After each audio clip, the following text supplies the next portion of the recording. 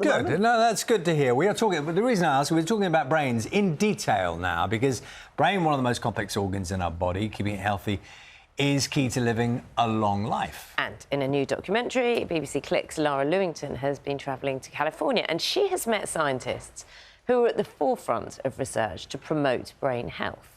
She's also been meeting residents of one of the world's so-called blue zones, where people live considerably longer than average, trying to find out what is the key to longevity.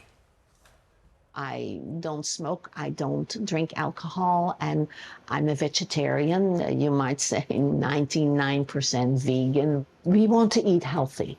We want to exercise because my body is the temple of God. So if I stay strong and clear-minded, I'd be of service.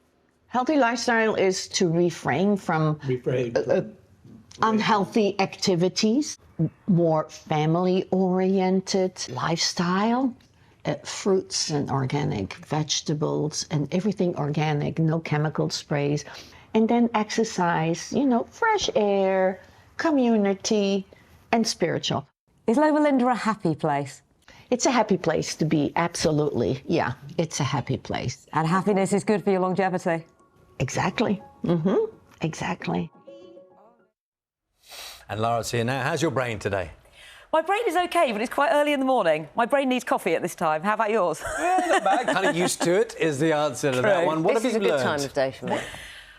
Well, I've learnt quite a lot, I would say. I mean, basically, it's all about lifestyle. The very first thing that all of us can do right now is live our lives as best we can, which is the obvious stuff like diet, exercise, good sleep. Good sleep is absolutely pivotal, but also social interactions. One doctor described it to me as being the most important thing because people are so complicated. Your brain is doing all these sort of gymnastics when you're talking to someone, thinking, are they bored? Should I stop talking? You're doing more than just actually having the conversation. And I think you'd like me to stop now. Oh, is that what you were reading? Because it wasn't that at all. No, I don't know. Well, I'll happily carry on talking. I'll wait for a question. I feel like you could do this on your own. You have met some very interesting people along the way, have you not? Who have been the ones who've sort of opened your eyes widest?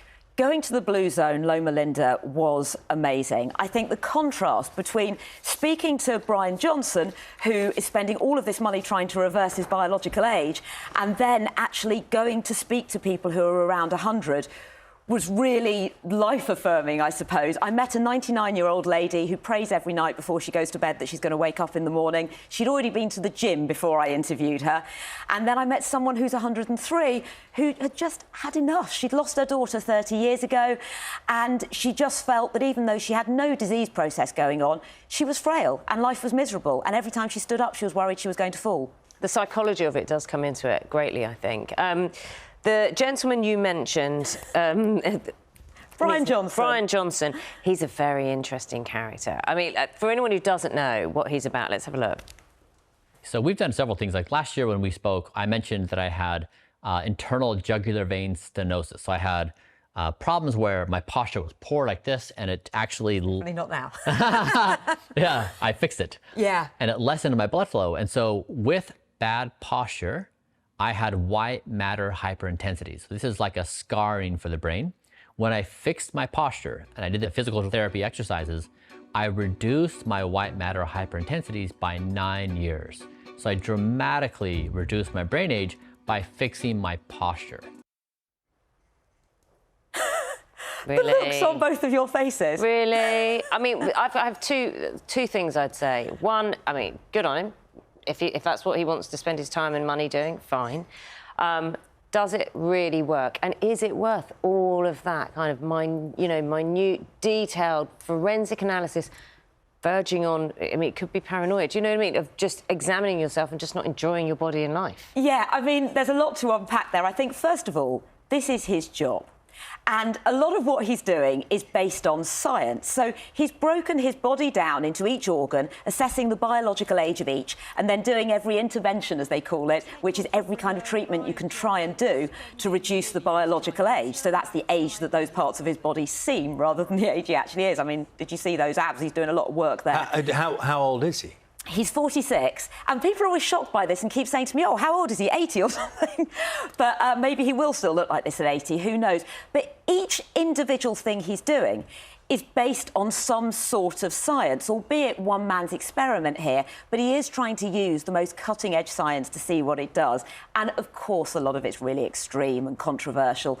But when you talk to him about it, he's very mild-mannered, and so he's pleasant to talk to, and he's logical. He explains everything in a very logical way, albeit it may have got rather extreme. He's hosting these things called Don't Die dinners. He had the Kardashians last week. Did you feel obliged? We saw in the clip you hadn't seen him for a year. Did you feel obliged to say you look younger? Well, yeah, of course I did.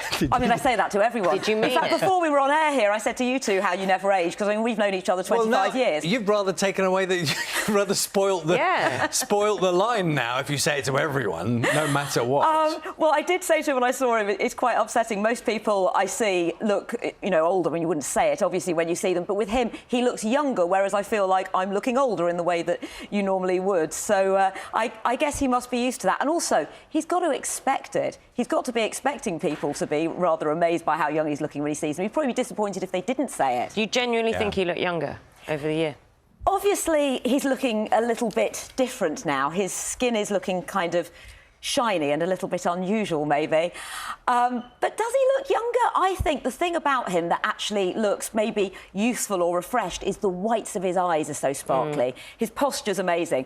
When we were sitting there talking... I saw you and I readjusted. Well, yeah, he had a certain position that he had to sit in. So the cameraman had set up the shot and I was already sitting like this.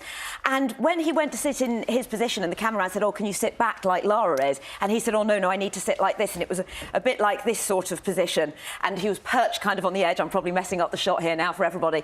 But it was very much perched, so it was like this. Then I thought, oh, I'd better sit up straight as well. And the whole time kind of like this. So I don't know how much good it's really doing his brain. I don't know how much we can say that 9 years he's apparently taken off his brain because of what he's done to clear access to these veins is working. A lot of the measurements aren't peer-reviewed. The scientists sometimes say, you've got to be careful with what these readings are. But it's interesting. It is a fascinating journey you're on. Thank you very much. Lovely to see you again. Lovely to see you too. Both looking very young. I'm really thinking about all this, how to sit and all that stuff.